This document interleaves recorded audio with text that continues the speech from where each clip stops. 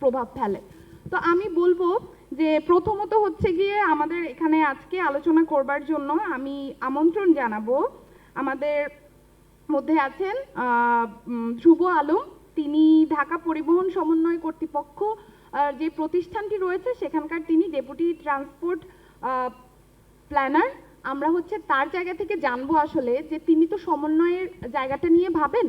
তো আমাদের এখানকার মধ্যে তো ট্রাফিক জ্যামের জন্য নানান প্রজেক্ট হচ্ছে, নানান কিছু হচ্ছে, বা ট্রাফিক জ্যাম কন্ট্রোল করার জন্য, এই সংকট দূরীভূত করার জন্য বিভিন্ন রকমের এজেন্সি রয়েছে। তো এই কোঅর্ডিনেশন এজেন্সিগুলো কিভাবে কোঅর্ডিনেট করলে পরে আমাদের এখনকার যেই ট্রাফিক জ্যামের যেই প্রবলেম সেটা আসলে কিভাবে দূরীভূত হবে, এবং আপনি যদি সংকটের জায়গাগুলোও বলেন একই সাথে যে আমাদের এখানে এই সমস্যা দূরীভূত করতে কি কোঅর্ডিনেশনগুলো দরকার সেটা যদি আপনি সমাধানগুলো এখানে থ্রো করেন তাহলে আমাদের এই আলোচনাটা আজকে সবার জন্য খুবই ইফেক্টিভ হবে। তো আপনাকে আলোচনাটি করার জন্য আহ্বান জানাচ্ছি।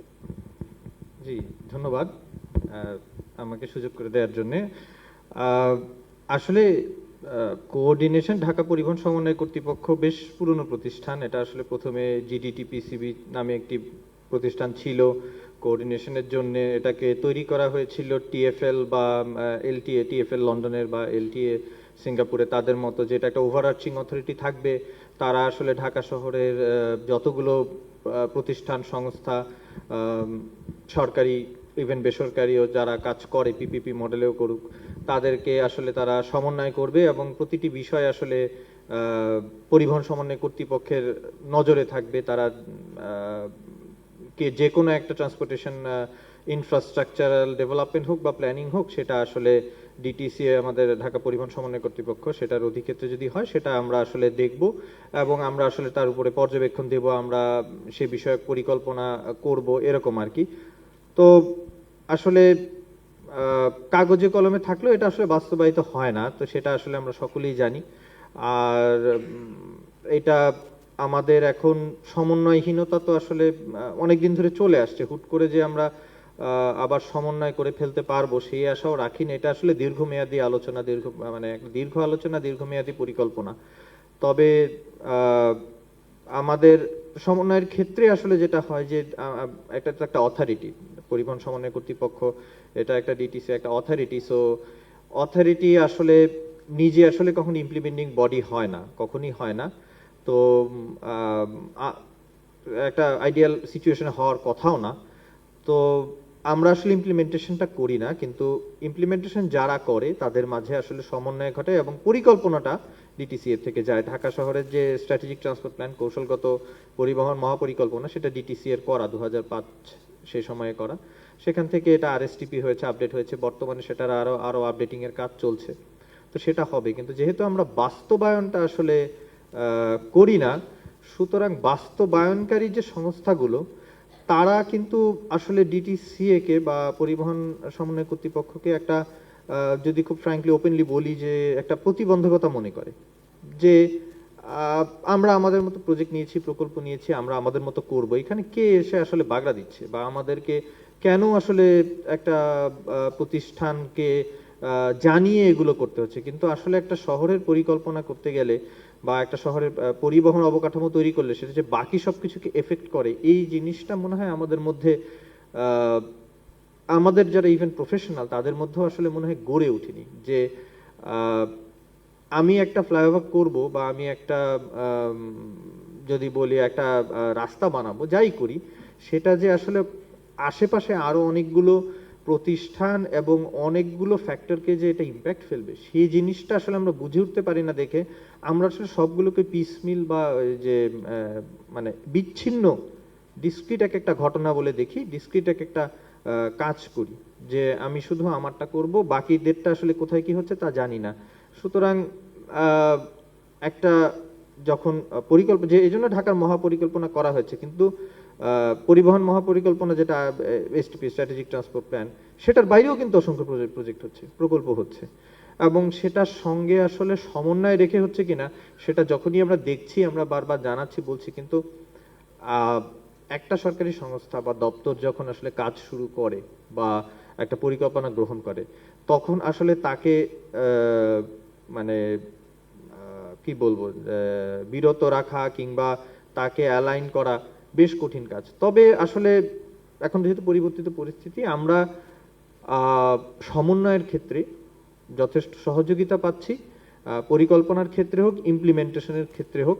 তবে শুরুতেই বলেছি বিষয়টা দীর্ঘমেয়াদী। আসলে ঢাকা শহরের যে পরিবহনের যে সমস্যা, এটা আসলে এতদিনের, এটাকে আসলে আসলে অনেকেই বলবেন যে আমরা শর্ট টার্ম 3 মাসে 6 মাসে অনেক কিছু করে ফেলতে পারি, এটা ওটা করতে পারি, কিন্তু খুব বেশি সহজে খুব দ্রুত মানে ইমিডিয়েট অ্যাকশন আমার মনে হয় পাওয়াটা দুষ্কর।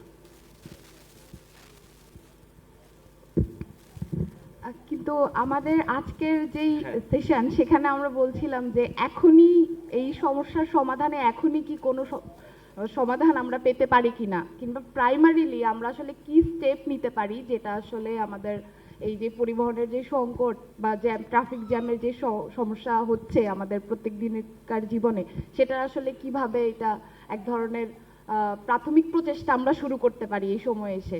এবং আপনি যদি আপনার মতো করে এই পুরো বিষয়টা নিয়ে আপনার ইন থেকে জানান যে। ধন্যবাদ। আমরা দুটো কাজ আসলে শুরু হয়েছে। একটি হচ্ছে আমাদের মাননীয় প্রধান উপদেষ্টার দপ্তর থেকে আসলে একটি কাজ শুরু হয়েছে, তার সরাসরি নির্দেশনাতেই। সেখানে একজন উপদেষ্টা পর্যায়ের সদস্য আছেন, উনি এটা তত্ত্বাবধান করছেন। সেটা হচ্ছে ঢাকা শহরে অন্তত একটা করিডোরে ট্রাফিক সিগন্যাল চালু করা। তো একটা করিডোরে ট্রাফিক সিগন্যাল চালু করলে সেখানে আমরা ইতিমধ্যেই আসলে প্রাথমিক ট্রাফিক সার্ভেটা করেছি। তো 22টা ইন্টারসেকশন, 22টা মোড়। তো সেখানে এবং সেখানে প্রথম 4টাতে আমরা বসাবো, সেটা হচ্ছে ফার্মগেট, বাংলা মোটর, হোটেল ইন্টারকন যেটা, এবং ওই পাশে হচ্ছে কারওয়ান বাজার। এই 4টা ইন্টারসেকশনে আগে ট্রাফিক সিগন্যালগুলো বসবে। তো এই সিগন্যাল মানে ট্রাফিক সিগন্যালটা শুরু করা আপনার, এটা গত আসলে 20 বছর ধরে মনে হয় অচল। তো তবে সিগন্যালটা শুরু করা হচ্ছে যে জনগণকে আসলে আবার হ্যাবিচুয়েট করে নেয়া। অনেকের থেকে শোনা যাচ্ছে যে আমরা কি তাহলে ওই পুরোনো জায়গায় ফিরে যাচ্ছি, মাত্র ওই যে জাস্ট আমরা এআই বেস সিগন্যালিং এ যাব না, আমরা রিয়েল টাইম ট্রাফিক থেকে সিগন্যাল নেব না, জাস্ট বাতি জ্বালানো সিগন্যাল। আসলে শুরুটা খুব রুডিমেন্টারি, আমাদের শুরুটা আসলে করতে হবে। 20-25 বছর ধরে আমরা যে জিনিসটা ভুলে গেছি, এটা আসলে শুরু করতে হবে। তো খুব বেসিক জায়গা থেকে শুরু করা, এবং এটা দিয়ে আসলে অনেকেই হয়তো মনে করছেন যে আচ্ছা সিগন্যাল দিলে আমাদের এই রাস্তাগুলো হয়তো ভালো হয়ে যাবে, এই ইন্টারসেকশনে মোড়ে আর জ্যাম থাকবে না।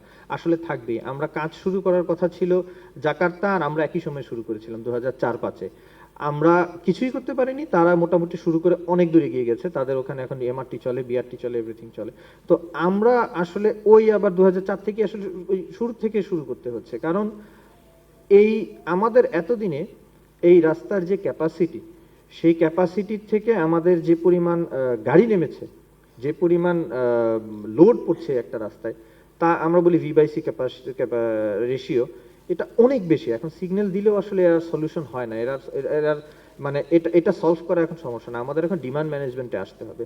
তো সেকেন্ড যে কাজটা করছি সেটা খানিকটা ডিমান্ড ম্যানেজমেন্ট, যে পাবলিক ট্রান্সপোর্টকে ডেভেলপ করা, আমাদের বাসটাকে ডেভেলপ করা। আমাদের মেট্রো রেল আছে, মেট্রো রেলকে নিয়ে আমাদের এই হচ্ছে যে মেট্রো রেল চমৎকার জিনিস, মেট্রো রেল অনেক যাত্রী নিচ্ছে। মেট্রো রেল দিনে যদি 4 লাখ যাত্রী নেয়, ঢাকা শহরে একদিনের ট্রিপ হয় 4 কোটি। সো 4 কোটির মাত্র 4 লাখ, একটা সিঙ্গেল করিডোরে মাত্র মেট্রো রেল চলে। বাস ছাড়া ঢাকা শহরে চলে। সুতরাং বাসকে ছাড়া ঢাকা শহর আসলে মানে পাবলিক ট্রান্সপোর্ট বলেন আর এমনিতে আরবান ট্রান্সপোর্ট বলেন, ঢাকা শহর টিকতে পারবে না। সুতরাং আমার বাস লাগবেই। এবং এই বাসগুলোকে আসলে রেশনালাইজ করে, আমি আসলে ওই প্রকল্পেরও পরিচালক, যে রুট রেশনালাইজেশন করে আনা। তো আমরা সেই চেষ্টাটাও শুরু করেছি, কারণ এই সিগন্যালিং করতে গিয়েই আমরা যখন কিছু ডেটা পেলাম, কিছু কাজ হচ্ছে, তো আসলে এটা সলভ হয় না। শুভম হয়তো বলবে যে এআই দিয়ে এটা কি রিয়েল টাইম ট্রাফিক, আসলে এত বড় কিউ হয়ে যাচ্ছে। আপনার ধরেন আমরা তো নিজে চোখে দেখি যে আপনার কারওয়ান বাজারে জ্যাম শুরু হলে সেটা বাংলা মোটর পেরিয়ে শাহবাগ পর্যন্ত চলে যায়। সুতরাং আসলে সিগন্যাল লাল নীল বাতি চেঞ্জ হতে থাকে, কোনো জ্যাম আর জট ছুটতে পারে না। সো আমাদের আসলে যদি প্রাইভেট কার কমিয়ে আমরা যে পাবলিক ট্রান্সপোর্টের দিকে যেতে পারি, আমাদের বাসগুলো কে রেশনালাইজ করে আনতে পারি, আমরা কাজ শুরু করেছি, চেষ্টা করছি। তবে সেটাও 3 থেকে 6 মাস এরকম খানিকটা সময় তো লাগবেই, কারণ আমরা সাড়া পাচ্ছি। আগে যেটা বলছিলেন যে কোঅর্ডিনেশন অভাব ছিল, এখন অনেক ভালো, অনেক সিচুয়েশন অনেক বেটার। আমরা যথেষ্ট পরিমাণে সাড়া পেয়েছি। আমরা সবার সহযোগিতা পাচ্ছি। আমরা আসলে জাস্ট একটা উদাহরণ দিয়ে বলবো যে বর্তমানে যে আমরা বাস স্টপ ঢাকা শহরে প্রায় 120টার বেশি বাস স্টপ তৈরি হয়ে গিয়েছে, গত 3 বছরে 2 সিটি কর্পোরেশন তৈরি করেছে। এটা কিন্তু যৌথ ভিজিট করে এবং সকলের আলাপ আলোচনা মতামত নিয়ে। তো তার সামনে যে মার্কিংটার কাজ আমরা করছিলাম, তো তখন হচ্ছে আমরা মার্কিং করেছি 3টা বাসের জন্য 30 মিটার। তো বাসও দাঁড়াচ্ছে মার্কিং অনুযায়ী, আমরা কয়েকটা জায়গায় বাধ্য করেছি, কিন্তু বাস যখন এসে দাঁড়ায়, এত কোম্পানির বাস একই জায়গায় কম্পিট করে চলে, মানে রেশনালাইজেশন না করলে, তাদেরকে এক কোম্পানির আন্ডারে না আসলে এটা আসলে হবে না। তো 3টা বাসের জায়গা রাখো, ওখানে 60টা বাস দাঁড়ানো, সুতরাং পুরো ইন্টারসেকশন জ্যাম হয়ে গেছে। তো এটা আমাদের আসলে বাস্তব অভিজ্ঞতা। তো এইটা ওই অনেকেই বলেন যে বাস ঠিক মতো দাঁড়াচ্ছে না, আইন মানছে না, ওটা মানতে বাধ্য করা গেলেও আসলে কিছু কিছু প্রপার প্ল্যানিং করে, কিছু ওই যেমন কোম্পানি ভিত্তিক বাস পরিচালনা, এক রুটে এক বাস প্রতিযোগিতা যেন না হয়, এগুলো কিছু ইন্ট্রোডিউস করতে একটু সময় লাগবে, তাদেরও ফ্যামিলিয়ারাইজেশনের ব্যাপার আছে। ওইটা হয়তো ইমিডিয়েট বলতে আমি বোঝাবো যে ন্যূনতম 3 মাস সময় দিতেই হবে। আপনার নিজের জায়গা থেকে, আপনার অভিজ্ঞতার জায়গা থেকে আপনার কি মনে হয় আপনার কোনো প্রস্তাবনা আছে কিনা এই মুহূর্তে আসলে কোন ধরনের পদক্ষেপ নেওয়া যেতে পারে? আপনার জায়গা থেকে কোনো প্রস্তাবনা যদি থাকে সেটাও আপনি শেয়ার করতে পারেন। প্রস্তাবনাটি নিয়ে তো কাজ চলছে। প্রথম প্রস্তাবনা হচ্ছে যে আসলে যত্রতত্র বাসে যাচ্ছে ওঠানামা করানো যাবে না, আর ওঠা যাবে না। আর এই জিনিসটা আসলে একটা সচেতনতার বিষয়, সকলকেই আসলে এটা মানতে হবে।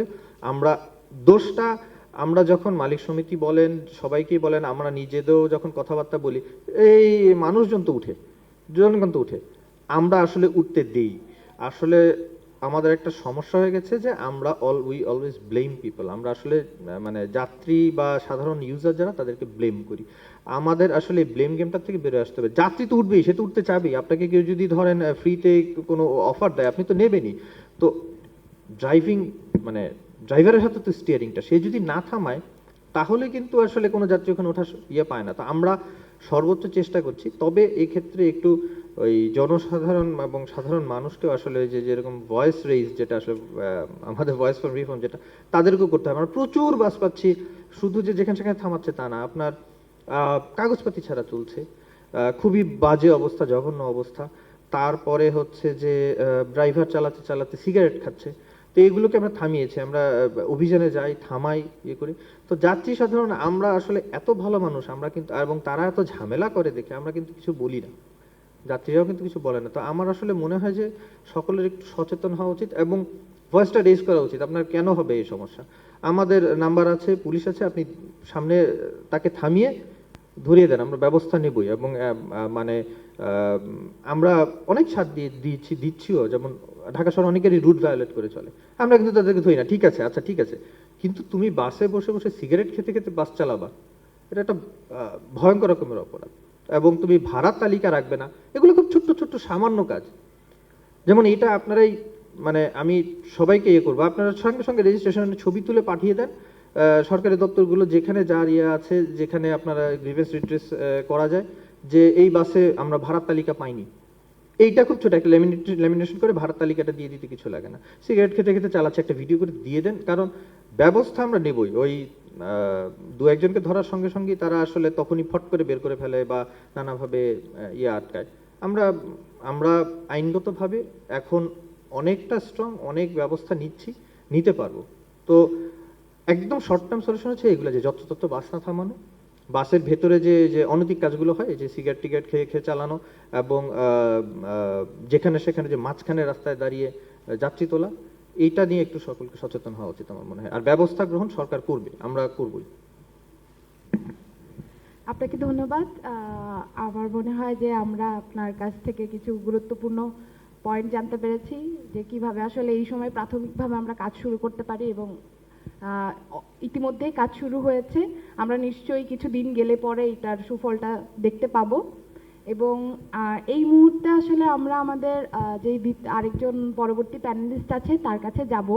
এই ক্ষেত্রে একটু বলে রাখি যে বাংলাদেশে আমরা অনেক দিন ধরে আসলে ডিজিটালাইজেশনের কথা শুনছি, এবং করোনার পরবর্তী সময়ে আসলে আমরা আর্টিফিশিয়াল যে ইন্টেলিজেন্সের প্রভাব এবং এটার যে ওয়েভ পৃথিবী জুড়ে আমরা দেখতে পেয়েছি। এবং আমরা আসলে আমাদের প্রতিদিনের জীবনেই আর্টিফিশিয়াল ইন্টেলিজেন্সের সাথে নানানভাবে যুক্ত, এবং আমাদের জীবনযাত্রা সামনের সময়ে যত দিন যাচ্ছে আমরা ততই আসলে আর্টিফিশিয়াল ইন্টেলিজেন্সের উপর আমাদের এক ধরনের নির্ভরশীলতা তৈরি হচ্ছে, এবং আমাদের অন্যান্য যত রকমের সেক্টর আছে এখন বাংলাদেশে সব কিছুতেই আসলে এই আর্টিফিশিয়াল ইন্টেলিজেন্সের একরকম ব্যবহার শুরু হয়েছে। তো এটা নিশ্চয়ই আর্টিফিশিয়াল ইন্টেলিজেন্সের ব্যবহার আমাদের জীবনযাত্রাকে আরেকটু সহজ করার জন্য, এবং আমাদের এখানকার মধ্যে এই সময়ে যিনি যেই প্যানেলিস্টের কাছ থেকে আমরা তার গুরুত্বপূর্ণ মতামত শুনবো, তিনি হচ্ছেন আবু আনাস শুভম।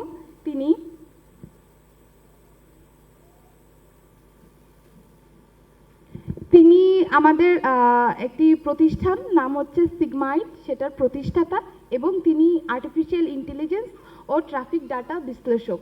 তো আমরা আসলে তার কাছ থেকে শুনতে চাবো এবং আর্টিফিশিয়াল ইন্টেলিজেন্সের ব্যবহার এবং এই যে ডিজিটালাইজেশনের যুগে আসলে কিভাবে ট্রাফিকের সাথে এটার সমন্বয় করা যেতে পারে, এবং কিভাবে আসলে আমাদের যেই সমস্যাগুলো রয়েছে সেটার সমাধানে আমরা আর্টিফিশিয়াল ইন্টেলিজেন্সের কাছ থেকে এক ধরনের হেল্প পেতে পারি। এবং আপনার যে প্রতিষ্ঠান সিগমাইট, সেটার জায়গায় নিশ্চয়ই আপনি এটা নিয়ে কাজ করেছেন এবং আপনার গুরুত্বপূর্ণ অভিজ্ঞতা আছে, তো আমরা সেটা শুনি। জি, ধন্যবাদ। আমি আবু আনাস শুভম, আমি সিগমাইন্ড এআই এর প্রতিষ্ঠাতা। ট্রাফিক ম্যানেজমেন্ট এবং computer vision based AI technology নিয়ে আমি দীর্ঘদিন অ্যাবাউট 6 ইয়ার্স ধরে কাজ করছি। তো এই রিপেয়ার টকে আমাকে ইনভাইট করার জন্য অসংখ্য ধন্যবাদ টু দ্য মডারেটরস অ্যান্ড আয়োজকদের। তো আমার একটা ছোট্ট স্লাইড ছিল presentation, can someone open it?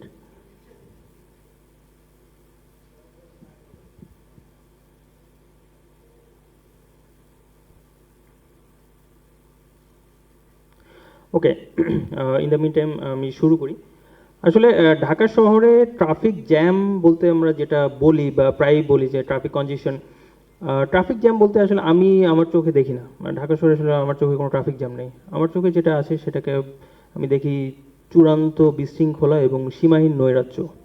Traffic jam আসলে যেটা বলা হয় সেটা দেখতে হলে আমাদের বিদেশে যেতে হবে। তাদের যখন কিউ তৈরি হয়, কনজেশন তৈরি হয়, তারপরেও তারা সুশৃঙ্খলভাবে লেন ধরে 1 বাই 1 কিউ মেনে দীর্ঘ কিউ তৈরি হয়, বাট তারা সুশৃঙ্খলভাবে থাকে। That's call traffic jam. বাংলাদেশে আমরা যেটা দেখি দ্যাটস টোটাল শিয়ার ইনডিসিপ্লিন। তো এটাকে আমরা ট্রাফিক জ্যাম বলে সংজ্ঞায়িত করি বা কনজেশন বলি, বাট আমাদের ট্রাফিক জ্যাম নিরসনটা আসলে পরে। আগে আমাদেরকে শৃঙ্খলার মধ্যে আনতে হবে। জাতিগতভাবে আমাদের মধ্যে বিশৃঙ্খলার বীজ রয়েছে। তো বিশৃঙ্খলা থেকে আগে আমাদেরকে সুশৃঙ্খলার মধ্যে আনতে হবে, তারপর আমরা ট্রাফিক জ্যাম নিরসন। কারণ বিশৃঙ্খলা থেকে সুশৃঙ্খলার মধ্যে আসলেই আমাদের অনেকখানি জ্যাম বা এই কনজেশন এটা অনেকখানি মিটিগেট হয়ে যাবে। সো এই মানে বিশৃঙ্খল অবস্থা থেকে সুশৃঙ্খল অবস্থায় আনার জন্য কি কি করতে পারি, স্পেশালি স্বল্প মেয়াদে এবং দীর্ঘমেয়াদে, সেই রিলেটেড কিছু প্রস্তাবনা আমি প্রেজেন্ট করতে পারি। আসলে ঢাকা শহরে যেটা আমরা দেখি কনজেশন, সেটাকে ট্রাফিক ইঞ্জিনিয়ারিংয়ের ভাষায় বলে, সাধারণত বলা হয়, যেটা এমআইটি রিসার্চেও এসেছে, Phantom traffic jam. Phantom traffic jam হচ্ছে এমন এক ধরনের ট্রাফিক জ্যাম যেটার কোনো সুনির্দিষ্ট কোনো কারণ থাকে না, যেমন কোনো রোড ব্লকেট থাকে না, কোনো অ্যাক্সিডেন্ট হয় না, বা কোনো লেন ব্লকেট নেই, কোনো বটল নেক নেই, বাট তারপরেও দেখা যাচ্ছে যে একটা ফ্রি ফ্লোয়িং ট্রাফিক হুট করে স্লো হয়ে যাচ্ছে এবং 1 বাই 1 স্লো হয়ে যাচ্ছে। এটাকে বলা হয় Phantom traffic jam. Phantom traffic jam হচ্ছে একটা ফ্রি ফ্লোয়িং ট্রাফিকে হুট করে যদি একটা গাড়ি ব্রেক করে বা লেন পরিবর্তন করে, সেটার ইমিডিয়েট পরের গাড়িটাও তখন গতি কমাতে বাধ্য হয়, তার পরের গাড়িটাও গতি কমাতে বাধ্য হয়। এভাবে 1 বাই 1 গাড়িগুলো স্লো হতে হতে এক পর্যায়ে এসে স্পিড 0 হয়ে যায়, এবং এটা একটা রিপল ইফেক্টের মতো কাজ করে, এটা চেইন রিয়াকশনের মতো কাজ করে, যে 1 বাই 1 একটার পর একটা গাড়ি স্লো হতে হতে এক সময় এটা পুরোপুরি ব্লক হয়ে যায়। এবং এটা আসলে ঢাকা শহরের ক্ষেত্রে আমরা প্রতি মুহূর্তে অসংখ্য এলিমেন্টস দেখতে পাই ফ্যান্টম ট্রাফিক জ্যামের। কারণ ঢাকা শহরে তো টোটালি কোনো শৃঙ্খলা নেই, এবং এখানে এত ভ্যারাইটিস অফ ট্রাফিক যানবাহন চলাচল করে, যেটা বিশ্বের বিরল। বাংলাদেশে 24 ক্যাটাগরিজের মতো ভেহিকেল চলাচল করে, যেটা বিরল, মানে বিশ্বের কোনো দেশে এত varieties of categories of vehicle চলাচল করে না। তো ঢাকা শহরে প্রতি মুহূর্তে আমরা দেখতে পাই যে এই ধরনের অসংখ্য এলিমেন্ট বিদ্যমান, এবং সেগুলোর ফলে এই ফ্যান্টম ট্রাফিক জ্যাম তৈরি হচ্ছে। যেটা সুনির্দিষ্ট কোনো কারণ নেই, কিন্তু যার ফলে কনজেশন তৈরি হচ্ছে এবং সুনির্দিষ্টভাবে একটা বটলনেক তৈরি হচ্ছে। তো তার মধ্যে সবচেয়ে মেইন কারণগুলোর মধ্যে আমরা দেখতে পাই যে বাসের বেপরোয়া চলাচল। একটা বাস রাস্তায় সোজাসুজি চলাচল করার কথা, একটা লেন মেনে চলাচল করার কথা, বাট আমরা দেখি যে বাস ঢাকা শহরে চলে জিগজ্যাগ।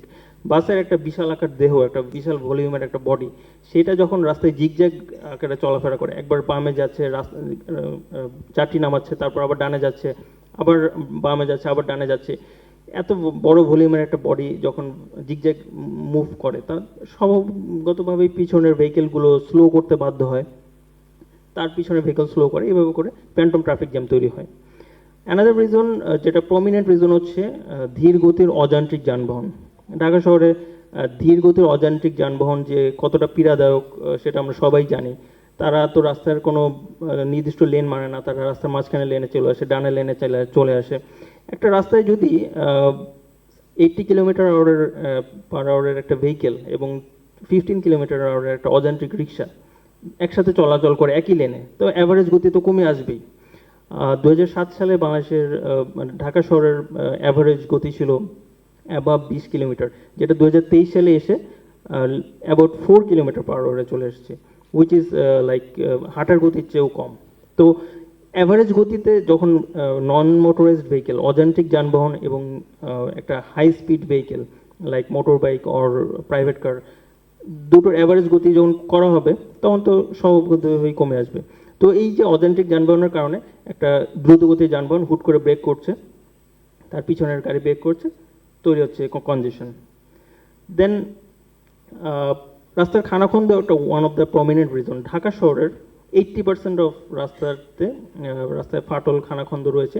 এগুলো রিপেয়ারের কোনো উদ্যোগ আসলে দেখি না, মানে সিটি কর্পোরেশনের দায়িত্ব যদিও, বাট এটা চোখে পড়ে না। তো এই খানাখন্দের ফলে দেখা যাচ্ছে একটা হাই স্পিড মুভিং ভেহিকেল ফুট করে ব্রেক করে ফেলছে, অথবা লেন পরিবর্তন করতে হচ্ছে ওই ফাটলটাকে বা খানাখন্দটাকে অ্যাভয়েড করার জন্য। যখনই করছে তার ইমিডিয়েট পিছনে ভেহিকেলকে ব্রেক করতে হচ্ছে, চেইন অফ রিঅ্যাকশন শুরু হয়ে যাচ্ছে, ফ্রি ফ্লোয়িং মুভিং যে ফ্লো ছিল সেটা ডিসরাপ্টেড হয়ে যাচ্ছে। যত্রতত্র পথচারী পারাপার তো খুবই কমন ফেনোমেনা বাংলাদেশে। হাত দেখালেই বাংলাদেশে আর কি যত্রতত্র যে কেউ পার হতে পারে, উইচ ইজ ভেরি স্ট্রেঞ্জ। তো এটার কারণও আছে, কারণ আমাদের এটা নিয়ে তো আসলে এডুকেশনের অভাব, সচেতনার অভাব রয়েছে, এবং পেডিস্ট্রিয়ান মার্কিংও অনেক জায়গায় নেই। তো এগুলোর ফলে ফ্যান্টম ট্রাফিক জ্যাম তৈরি হচ্ছে। আর যত্রতত্র পার্কিং, হকারদের দৌরাত্ম তো আছেই, যে একটা 4 লেনের রাস্তা, সেইটার এক লেনে বসছে হকাররা, আরেক লেনে রিক্সার পার্কিং তৈরি হয়েছে। তো এর ফলে 4 লেনের রাস্তা হয়ে গেছে 1 লেন।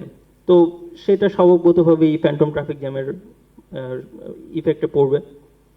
তো এই কারণগুলোর ফলে এই বা ঘন ঘন লেন পরিবর্তন করতে হচ্ছে, এই কারণগুলোর ফলে এই যে একটা মানে এই কনজেশন, ফ্যান্টম ট্রাফিক জ্যাম, এইটাই হচ্ছে ঢাকা শহরের যে স্থিতাবস্থা বা এই যে ধীর গতি, এটার অন্যতম কারণ বলে আমি মনে করি। তো এই স্থিতাবস্থা থেকে উত্তরণের জন্য আমাদের আসলে এটা একটা ক্যান্সারের মতো, এটা দীর্ঘমেয়াদী চিকিৎসার পাশাপাশি স্বল্পমেয়াদী কেমোথেরাপিরও ব্যবস্থা করতে হবে। তো স্বল্পমেয়াদী কেমোথেরাপিগুলোর জন্য স্বল্পমেয়াদী পরিকল্পনা, যেমন 6 মাসের মধ্যে পরিকল্পনা, 1 বছরের জন্য পরিকল্পনা নেওয়া যেতে পারে। তো স্বল্পমেয়াদী পরিকল্পনার মধ্যে ফার্স্ট অফ অল যেটা সবচেয়ে সহজ এবং বাস্তবায়ন যোগ্যতা উচ্চ, সেটা হচ্ছে লেন মার্কিং। আর ঢাকার রাস্তাগুলোতে মোস্ট অফ দ্য জায়গায় লেন মার্কিং নেই প্রপারলি, বা থাকলেও সেগুলো অনেকখানি উঠে গিয়েছে। ইন্টারসেকশন মার্কিং নেই, বাস স্টপেজ মার্কিং নেই, যদিও বাস স্টপেজ মার্কিং এখন করা হচ্ছে, বাট লেন মার্কিং না থাকলে গাড়ি বা রিক্সা বা যানবাহন লেন মানবে বা মানতে বাধ্য হবে কিভাবে? ঠিক আছে, ঢাকা শহরের জন্য মানে কোনো একটা পার্টিকুলার লেনে কোনো একটা পার্টিকুলার গাড়ির চলাচলের যে ব্যবস্থা, সেটার ব্যাপারে কোনো নিয়ম নেই, ঠিক আছে, দ্যাটস ফাইন, বাট লেন যে মানতে হবে বা সেটার জন্য তো আগে লেন মার্কিংটা দিতে হবে, এবং লেন মার্কিং করতে তো খুব বেশি সময় লাগে না, সেটার জন্য খুব বেশি বাজেটও লাগে না। সো এই জিনিসটা খুবই স্বল্প খরচে এবং সহজে বাস্তবায়ন, স্বল্প সময়ে বাস্তবায়ন করা সম্ভব, এবং এটার মাধ্যমে যানজটের প্রায় অ্যাবাউট 15% পর্যন্ত ইমপ্রুভ করা সম্ভব। এই যানজট বলতে আমি বোঝাচ্ছি যে ডিসিপ্লিন, কারণ ডিসিপ্লিনটা আমি মনে করি যে যানজট we can think about that letter. আগে হচ্ছে আমাদের ডিসিপ্লিনটা আনতে হবে।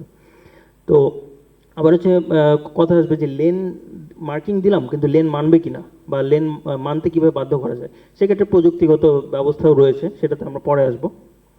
ট্রাফিক বাতি পুনরায় কার্যকর করা, যেটা নিয়ে অলরেডি কাজ শুরু হয়েছে।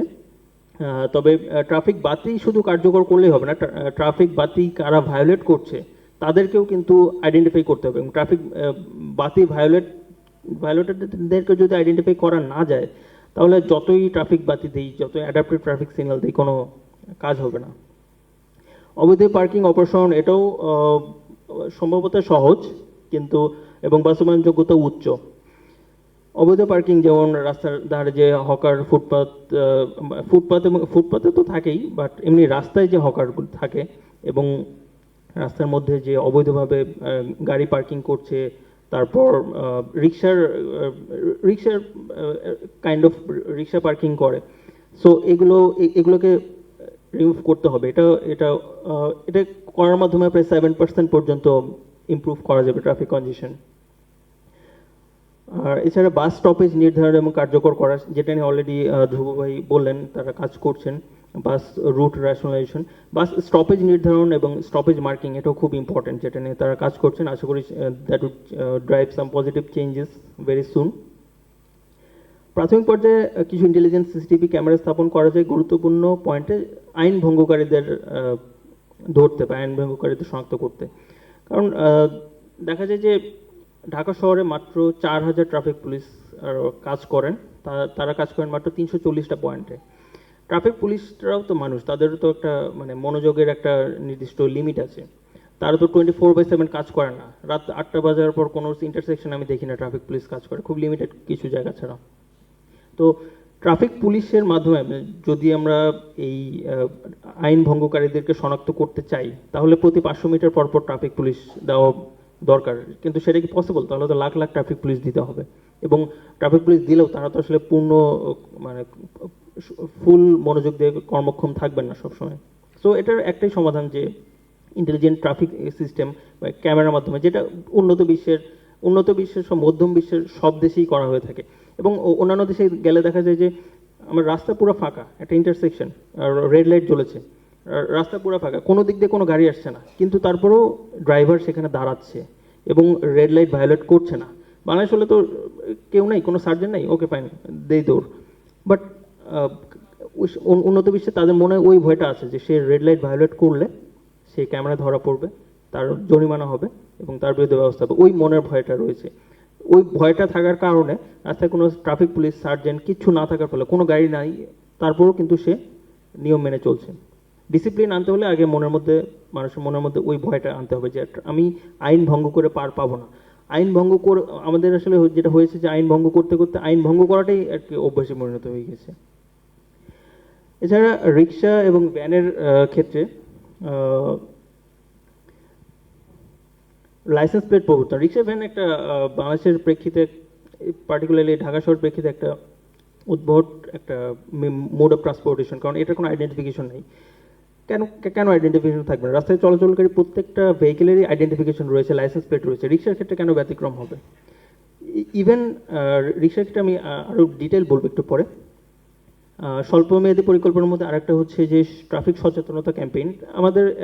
আমি ছোটোবেলায় দেখতাম যে টিভিতে ট্রাফিক সচেতনতা ক্যাম্পেইন চলতো, বাট এখন একদমই দেখি না। এখন সোশ্যাল মিডিয়ার যুগ, সোশ্যাল মিডিয়ায় তো অ্যাটলিস্ট কিছু শর্টস, রিলস বা ট্রাফিক সচেতনতা বা ট্রাফিক রিলেটেড মানুষকে উদ্বুদ্ধ করা, কারণ পাঠ্য বইতেও তো এই জিনিসগুলো খুব একটা চোখে পড়ে না। মানুষ আসলে জানবে কোত্থেকে যে ট্রাফিক রুলস কোনটা, কীভাবে কোন ট্রাফিক রুলস আমাদের মেনে চলা উচিত।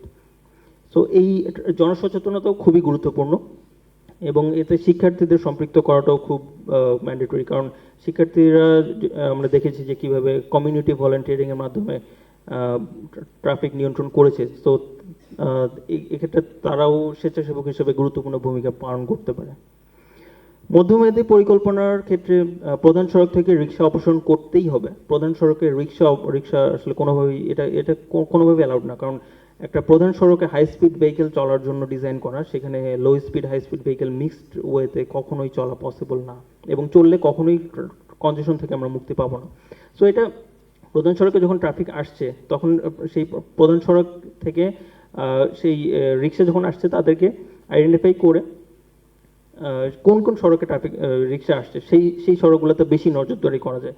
তো ক্যামেরার মাধ্যমে এটা ইজিলি করা যায় যে কোন কোন সড়কে রিক্সা ঢুকছে প্রধান সড়কে, সেই সড়কগুলোতে নজরদারি বেশি বাড়ানো যায়। রিক্সার বিকল্প হিসেবে ইলেকট্রিক বাগি কার খুবই জনপ্রিয় হতে পারে ইন নিয়ার ফিউচার, কারণ আমরা দেখেছি যে অনেক জায়গায় পরীক্ষামূলকভাবে স্পেশালি বসুন্ধরা আবাসিক এলাকাতে পরীক্ষামূলকভাবে চলছে ইলেকট্রিক বাগি কার। ইলেকট্রিক বাগি কার হচ্ছে লাইক একটা 12 থেকে 14 জন ক্যাপাসিটির ইলেকট্রিক একটা ভেহিকেল। এতে বেশি এট এ টাইম বেশি সংখ্যক মানুষ ক্যারি করার ক্যাপাসিটি থাকার কারণে পার হেড মাথা পিছু খরচও তুলনামূলক কমে যায়। একটা রিক্সা যেখানে ভাড়া হতে পারে একটা শর্ট ডিস্টেন্সে 60 টাকা, সেখানে একটা ইলেকট্রিক বাইকের 10 টাকা ভাড়া হতে পারে। ইলেকট্রিক হওয়ার কারণে সেখানে কষ্ট আরও কম পড়বে। এবং রিক্সা এবং লেগুনার বিকল্প হিসেবে একটা পার্টিকুলার লেনে বা লেফট মোস্ট লেনে চলতে পারে। এবং দেখা যাবে যে এই ধরনের ইলেকট্রিক অ্যাপ্রোচ আমরা যদি নেই, মানুষ যখন দেখবে যে তার কাছে অল্টারনেটিভ লো কস্ট অল্টারনেটিভ রয়েছে, definitely they will choose that. এবং যখনই মানুষ এই ধরনের অল্টারনেটিভ যাবে তখন রিক্সার প্রয়োজনীয়তা ধীরে ধীরে কমে আসবে। রিক্সাকে আসলে ফোর্সফুলি রাস্তা থেকে তুলে দেওয়াটা ডিফিকাল্ট হয়, কারণ সেক্ষেত্রে তারা আন্দোলন করবে বা ওই ধরনের লেজিসলেটিভ কিছু অ্যাকশনসে যেতে পারে। বাট যখন দেখা যাবে যে আমার ডিমান্ড কমে যাচ্ছে তখন সাপ্লাই অটোমেটিক্যালি কমে আসবে। আর পুরো শহরে আগামী 1 বছরের মধ্যে আশা করা যায় যে স্মার্ট ট্রাফিক সিগন্যাল সিস্টেম বসানো পসিবল হবে, যেটা অলরেডি রোড ম্যাপে রয়েছে এবং বুয়েট এটা নিয়ে কাজ করছে। শুধু ট্রাফিক সিগন্যাল বসালে হবে না, সেখান থেকে ট্রাফিক ডেটা কালেকশন এবং ট্রাফিক এনফোর্সমেন্ট, পার্টিকুলারলি এই সিগন্যাল ভায়োলেশন এনফোর্সমেন্টগুলোকেও আইডেন্টিফাই করতে হবে। বাস রুট পুনর্বিন্যাস যেটা নিয়ে অলরেডি কথা বলেছেন, এর পাশাপাশি ইভি পরিবেশ বান্ধব বাসও ঢাকা শহরে চালু করা যেতে পারে, যার ফলে এই যে গণপরিবহনের নৈরাজ্য, পেট্রোলিয়াম ফুয়েলের কস্ট যখনই প্রাইস বেড়ে যায় তখনই বাসের ভাড়া বেড়ে যায়, এটা নিয়ে নৈরাজ্য সৃষ্টি হয়। ইলেকট্রিক বাসের ক্ষেত্রে এই ঝামেলা থেকে অনেকখানি মুক্তি পাওয়া সম্ভব। আইনের সুষ্ঠু প্রয়োগের ক্ষেত্রে AI based computer vision technology একটা গুরুত্বপূর্ণ রোল প্লে করতে পারে, বিকজ যেটা বললাম যে এতগুলো ট্রাফিক পুলিশ মোতায়েন করা সম্ভব না। আর camera base system one time যদিও ওয়ান টাইম ক্যাপিটাল ইন্টেন্সিভ একটা system, but once it's on action মানুষের মনে ভয় ঢুকবে যে সে ট্রাফিক আইন ভঙ্গ করে পার পাবে না। এবং ক্যামেরার মাধ্যমে ওই সুনির্দিষ্ট মুহূর্তে, সেটা দিনে হোক রাতে হোক, রাত 12টার সময় হোক, রাত 3টার সময় হোক, সকালে হোক, ওই মুহূর্তের ছবি সহ, পার্টিকুলার ওই ভেহিকেলের ছবি সহ, লাইসেন্স প্লেট সহ আইডেন্টিফিকেশন, ড্রাইভারের ছবি সহ আইডেন্টিফিকেশন থেকে যাচ্ছে অন রেকর্ড, যার ফলে কোনোভাবেই এই কনক্রিট এভিডেন্স থেকে সে পার পেতে পারবে না। সো এই ভয়টা যখন তাদের মনের মধ্যে ঢুকবে, ডেফিনেটলি কিছুটা হলেও তারা শৃঙ্খলা আচরণ করতে উৎসাহিত হবে। আর ট্রাফিক সচেতনতা ক্যাম্পেইনে এর সাথে টিভি, সোশ্যাল মিডিয়ার এবং সেলিব্রিটিদেরকেও সম্পৃক্ত করা উচিত। আর রাস্তার সংস্কার এবং মেরামতের ক্ষেত্রে সিটি কর্পোরেশনের অবহেলা, আমি এটা বলবো টোটালি অবহেলা, কারণ ঢাকার যে রাস্তাঘাট মেরামতের ব্যাপারে তাদের কাছে সুনির্দিষ্ট কোনো সার্ভে বা কোনো আগে যেটা করা যেত, একটা সবার ঢাকা একটা অ্যাপ ছিল, এখন এই অ্যাপটা কার্যকর নেই। যেটা আমি দেখেছি, আগে অ্যাপ থেকে ছবি তুলে দিলে তারা সেই রাস্তাগুলো মেরামত করতো, এখন এই অ্যাপের কার্যকারিতা খুব একটা চোখে পড়ে না।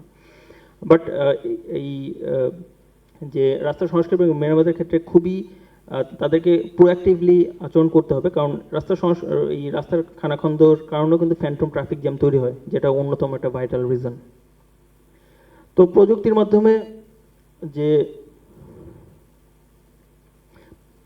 মাধ্যমে আমরা আসলেই কতটুকু এখানে রোল প্লে করতে পারি।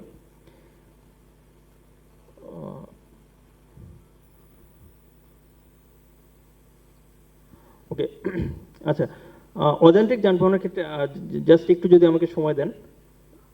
আমি একটু বিনয়ের সাথে বলতে চাই Sure, যে sure. আমরা সময় স্বল্পতায় ওকে আছি, ওকে একটু যদি হ্যাঁ, তাড়াতাড়ি শিওর wrap up আমি করা যায় জাস্ট ভালো হয়। একটু সংক্ষেপে করে দিই যে অযান্ত্রিক যানবাহনের ক্ষেত্রে একটা সেলুকাস হচ্ছে যে ঢাকা শহরের প্রায় 15 লক্ষ যান্ত্রিক অযান্ত্রিক মিলে রিক্সা চলছে, যার 97% অবৈধ। এই অবৈধ রিক্সাগুলোকে বৈধ করার জন্য সিটি কর্পোরেশনের কোনো তৎপরতা চোখে পড়ে না।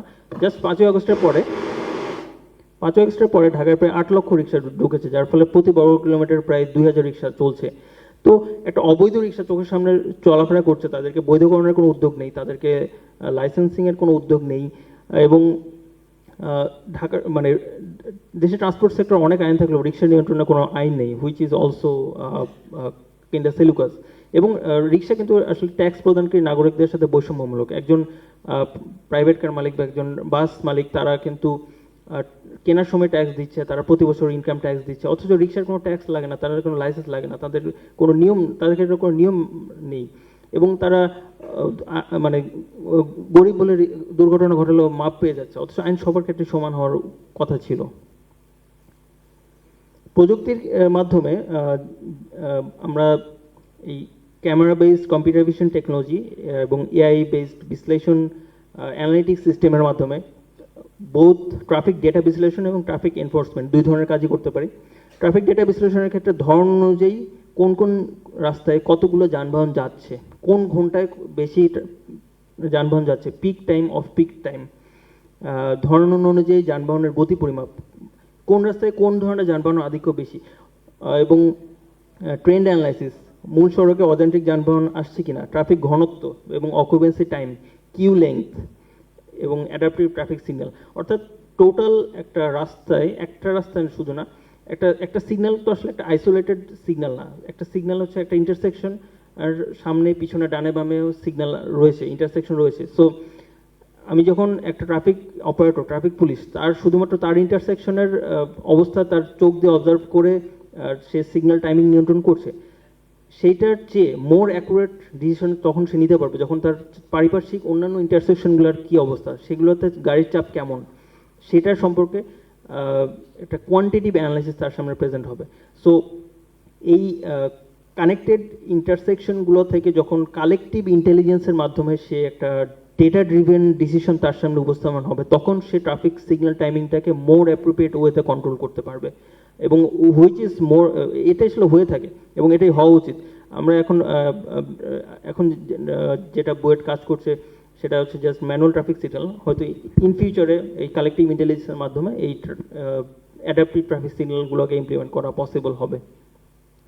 এবং ট্রাফিক এনফোর্সমেন্টের ক্ষেত্রেও খুবই গুরুত্বপূর্ণ ভূমিকা রাখতে পারে, পার্টিকুলারলি ক্যামেরা বেসড সিস্টেম, যেটার মাধ্যমে মানুষের মনে একটা একটা একটা একটা ভীতি বা একটা শঙ্কা যে হ্যাঁ, আমি ট্রাফিক সিগন্যাল অমান্য করে পার পাবো না, উল্টো পথে আসা যানবাহন শনাক্ত করতে পারে, অবৈধ পার্কিং শনাক্ত করতে পারে, যত্রতত্র যানবাহন থেমে যাচ্ছে, যেটা খুবই প্রায় ফ্রিকোয়েন্টলি দেখা যায় যে বাসের ক্ষেত্রে হুট করে রাস্তার মধ্যে থেমে যাচ্ছে। তো যখনই হুট করে রাস্তার মধ্যে থেমে যাচ্ছে, তাকে আইডেন্টিফাই করা যাচ্ছে, তার লাইসেন্স প্লেট দিয়ে আইডেন্টিফাই করা যাচ্ছে এবং তার বিরুদ্ধে বিভিন্ন ধরনের অ্যাকশন নেওয়া যেতে পারে।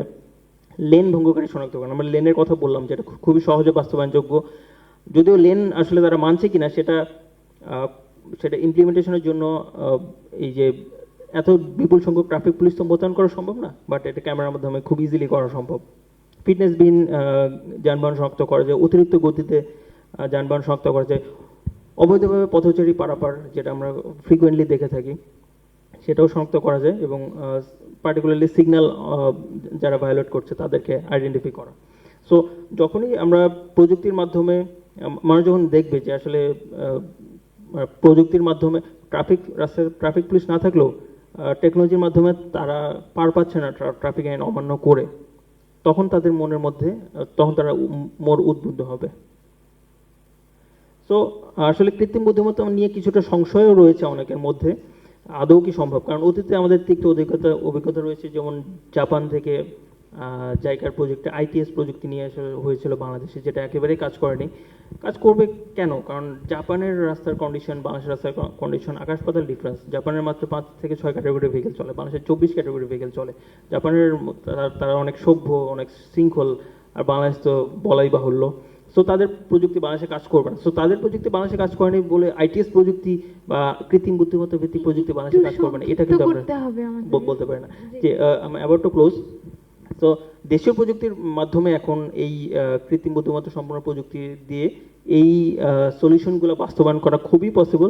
এবং সবচেয়ে বড় ব্যাপার যে আধুনিক যুগে এসে আমরা যদি ডেটা ড্রিভেন ডিসিশন না নিয়ে এই ট্রাফিক সমস্যার সমাধান করতে যাই, it will be again a failure, just like the failures 5 Times আমরা এর আগেও দেখেছি গত 15 বছর 5বার এই ধরনের উদ্যোগ নেওয়া হয়েছে, সবগুলো উদ্যোগ ফেল করেছে।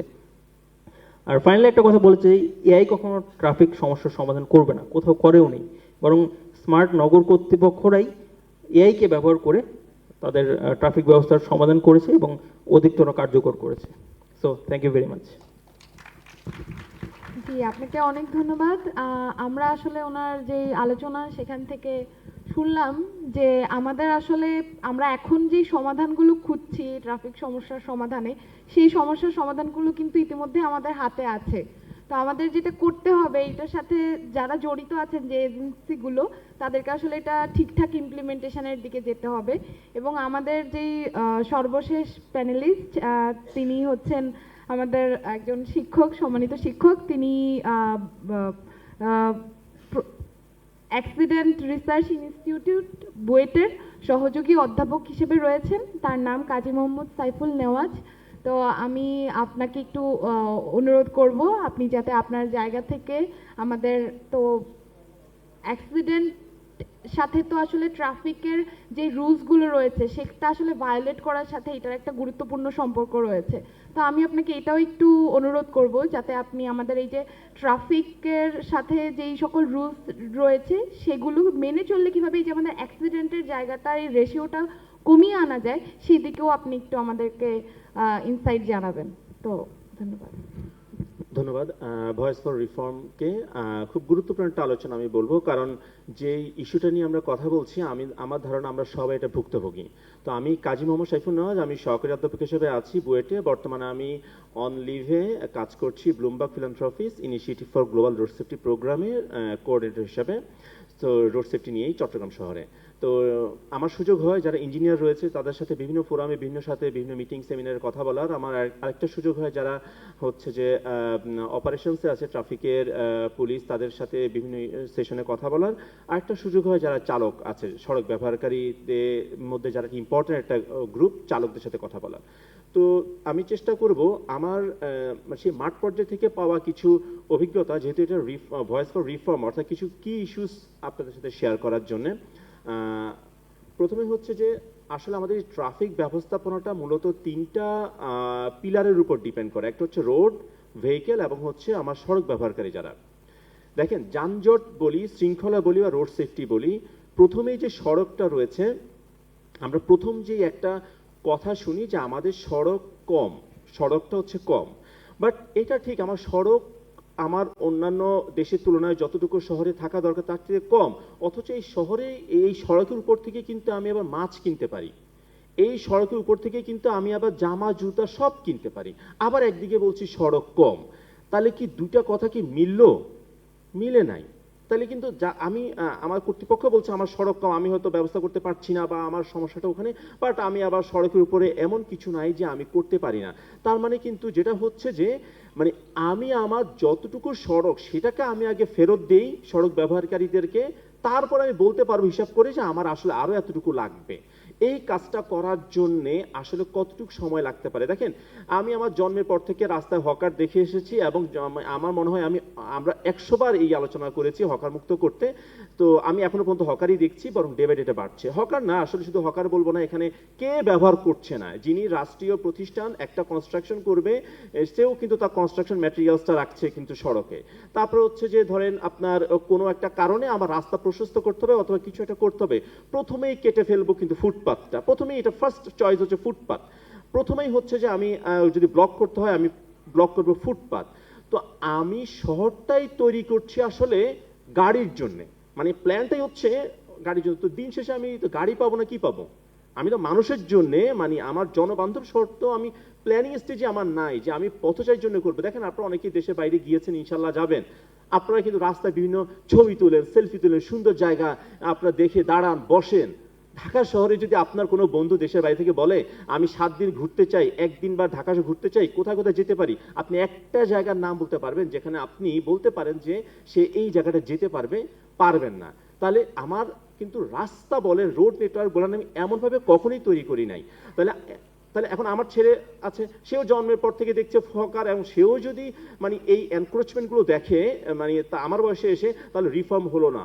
তাহলে আমার প্রথম যে একটা কি ইস্যুস আমি বলতে চাই, অন্তত ব্যবহার উপযোগী সড়ক কতটুকু আছে সেটা পথচারীদেরকে ফেরত দেন, পথচারীর জায়গাটুকু, আবার আর ভেহিকেলের জায়গাটুকু ভেহিকেলকে ফেরত দেন, কারণ ভেহিকেলের জায়গাও ভেহিকেল ইউজ করতে পারছে না। এবং সো রিফর্ম যদি করতে হয়, এখন এই কাজটা করতে কতদিন লাগতে পারে? আমার মতে, আমি জানি না, আমার মতে সর্বোচ্চ 1 মাস। কেন 1 মাস? একটা অ্যাওয়ারনেস করতে হবে প্রথমে, কালকে গিয়ে যদি বলে দেই 1 মাস না হোক 2 মাস হোক, অসুবিধা নাই। আমার স্ট্রিক্ট একটা মেসেজ দিতে হবে, ফুটপাথটাকে ক্লিয়ার করতে হবে। ফুটপাথ ক্লিয়ার করলে সুবিধা দুইটা, একটা হচ্ছে যে মানুষরা যারা এখন রাস্তায় হাঁটছে, ফুটপাতে হাঁটতে না পারে, তারা ফুটপাত উঠে গেল, রাস্তাটা স্পেশাস হয়ে গেল। আমার কিন্তু আমি অন্তত কিছুটা আমি সমাধান করতে পারছি। হার্টে আসলে ব্লকেজ হয়, তো অপারেশনে আমি যাওয়ার চাইতে কিন্তু প্রথমে কিছু বলে যে আপনি খাদ্যাভ্যাস চেঞ্জ করেন, আপনি একটু ব্যায়াম করেন, দেখেন মোটামুটি কিন্তু একটা আমার পর্যায়ে চলে আসা সম্ভব। তাহলে এই কাজটা কিন্তু আমি মনে করি, একটা আপনারা হয়তো লিখছেন বা এটা ইস্যুগুলো নিচ্ছেন, এই কাজটা আমি মনে করি আমরা জানাতে পারি যে হকারটাকে মুক্ত করে। এখন তো একটা সময়, এই সময়টা যদি না পারি আর কোনো দিন পারবো না। যদি আমরা এখন না পারি, আপনি লিখে রাখেন, আমরা কোনোদিন আসলে এই হকার মুক্ত করতে পারবো না যদি এই 2-3 মাসে করতে না পারি। 1 2 হচ্ছে একটু রাস্তার দিকে তাকান, ইন্টারসেকশন, যানজট হয় একটা হটস্পট হচ্ছে ইন্টারসেকশন।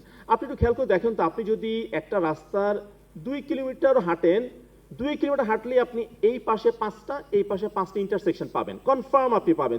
2 কিলোমিটার লাগবে না, 1 কিলোমিটারই পাবেন। আপনি একটু হেঁটে যান না, দেখবেন যে গলি রাস্তা থেকে শুরু করে বড় ইন্টারসেকশন সব পাবেন।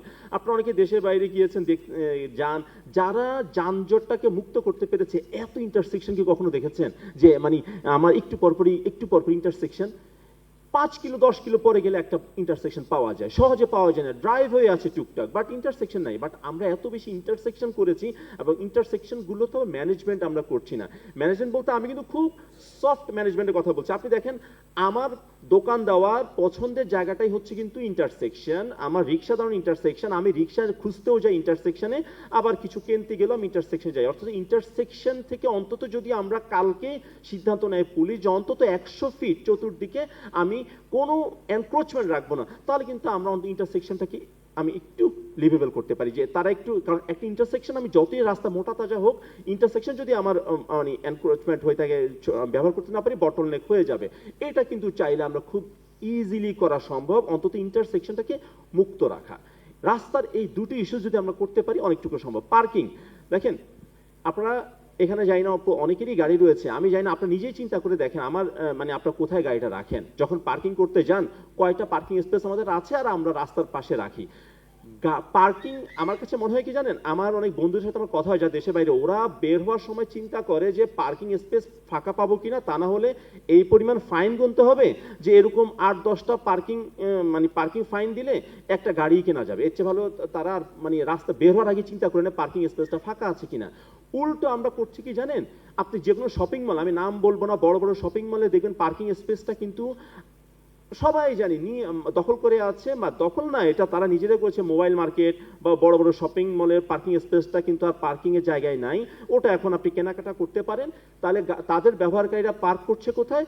সরকারি রাস্তায়, যেটা কিনা সিটি কর্পোরেশন করে দিয়েছে আমাদের সবার জন্য, সেইখানে কিন্তু তারা একটা লেন করে পার্কিং করছে। আচ্ছা, এইটা কি চাইলে কালকেই অ্যাড্রেস করা যায় না? কালকে আমি কালকে কোনো কিছু বলছি না, ধরেন 3 মাসের ভিতর কি এইটা অ্যাড্রেস করা যায় না যে আসলে সমস্ত পার্কিং স্পেসগুলোকে কিন্তু একটু ফ্রি করতে হবে, শপিং মলগুলোতে, হসপিটালগুলোতে, ইভেন হচ্ছে যে যেখানে পেট্রোল পাম্প রয়েছে তারা একটা বড় কিউ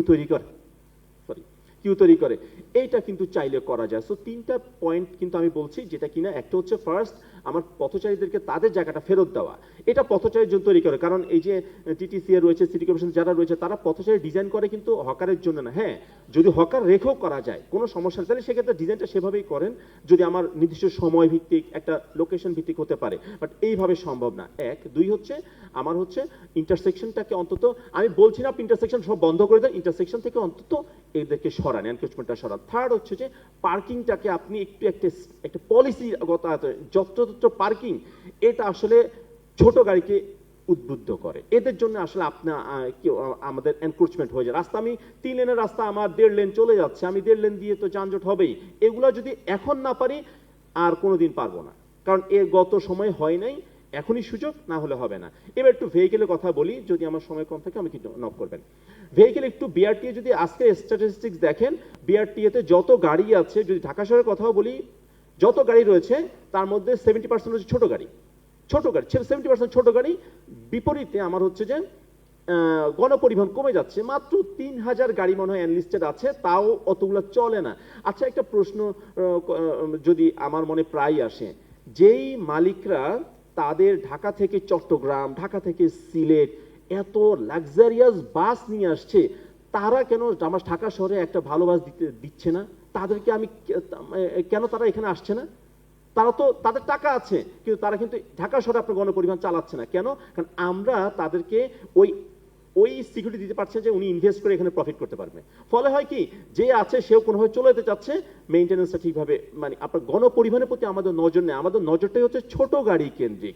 আমি যত প্রকল্প করছি ছোট গাড়ি কেন্দ্রিক, বাট আমার যারা গণপরিবহন চালাচ্ছে সেখানে তাদের জন্য আমার কোনো স্পেসিফিক কোনো গাইডলাইন নাই। কিছু কিছু যেমন নগর পরিবহনের কথা ডিটিসি তারা করছে।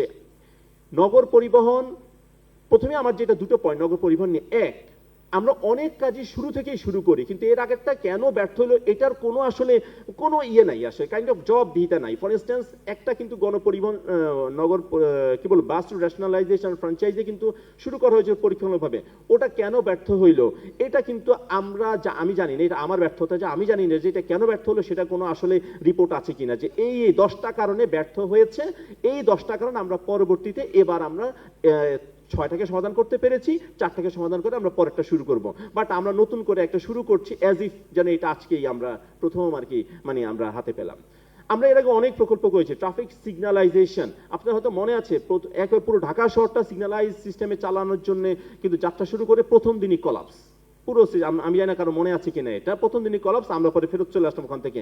কেন ব্যর্থ হলো জানি না আমি এখনো। 4টা পুশ বাটন করা হয়েছিল পেডিস্ট্রিয়ানদের জন্য, 4টা লোকেশনে, মনে আছে কিনা, পথচারীদের জন্য পুশ বাটন 4টা উত্তর সিটি কর্পোরেশন তারা করেছিল, কেউ কারো মনে থাকে, ব্যর্থ হলো। সেটার পরে প্ল্যান ছিল তাদের আরো কিছু করবে, বাট ওটা কেন ব্যর্থ হলো এটা আমরা কেউ এখনো আসলে মানে কেন আমাদের সমস্যাটা বারবার আমরা প্রথম থেকে পড়া শুরু করছি, আগে এতদিন পড়ে কেন ফেল করলাম, এই ফেলের কারণটা আসলে কেউ জানতে না চাওয়ার কারণে হয় কি, প্রতিবারই আমরা নতুন করেই শুরু করবো। আপনারা দেখেন হয়তো আবার হয়তো নতুন করি, আরো প্রতিনিয়তই আমরা নতুন করেই স্টার্ট করবো। কোনোদিনও আসলে মানে আমি চাই বাস রুট রেশনালাইজেশন এত ভালো একটা ঔষধ, পুরো পৃথিবীতে কাজ করছে, আফ্রিকার মতো দেশ আমাদের চেয়ে খারাপ ছিল, তারা কিন্তু এটাকে অ্যাপ্লাই করে ভালো কাজ করছে, পাকিস্তান ভালো করে ফেলেছে, আমরা কেন পারছি না? এই ওষুধ আমার শরীরে কেন কাজ করছে না? সমস্যা তাহলে ওষুধে না, সমস্যা তাহলে আমার শরীরে, আমি হয়তো ঠিকভাবে ওষুধ ঠিকমতো খাচ্ছি না, অথবা আমি কোনো অনিয়ম করছি। এইটাকে আমি স্পেসিফিক করা দরকার যদি আমরা রিয়েলি রিফর্ম করতে চাই যোগাযোগ বা যানজটের ক্ষেত্রে। এবং ছোট গাড়ির ক্ষেত্রে ছোট গাড়িগুলোকে কমিয়ে পাবলিক ট্রান্সপোর্টের জন্য, আমার পাবলিক ট্রান্সপোর্টকে আমি একটা লেন দিতে পারি কিনা একটু খেয়াল করে দেখি, তাদেরকে আমি একটু আলাদা, যদি প্রযোজ্য ক্ষেত্রে সব রাস্তায় পারবো অন্তত 4 লেন 8 লেন পেলে অন্তত একটা লেন যদি তাকে আমি এক্সক্লুসিভলি দেই, তাহলে দেখা যাচ্ছে যে আমি যদি তাকে প্রমোট করতে পারি, মালিক যখন বুঝবে যে আমি এখানে, চাহিদা তো রয়েছে, মেট্রো রেল, আপনি টিকিট দাঁড়িয়ে যেতে হয়, মেট্রো রেল দেখেন আপনি কেন মানুষ আসলে দ্রুত যেতে চায় একটু, তাই না? ওই এয়ার কন্ডিশন একটা